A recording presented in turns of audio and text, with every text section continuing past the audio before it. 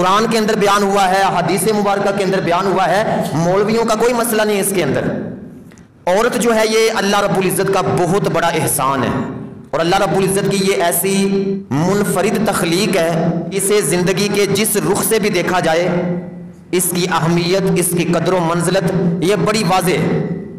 اگر اسے ماں کے روم میں دیکھا جائے تو یہ دل و جان سے اولاد کے اوپر قربان ہونے کے لیے تیار رہتی ہے، خود مشکلاتیں برداشت کر لیتی ہے، پریشانیاں برداشت کر لیتی ہے، لیکن اولاد کو آسانیاں فراہم کرتی ہے، اولاد کو آرام سکون مہیا کرتی ہے۔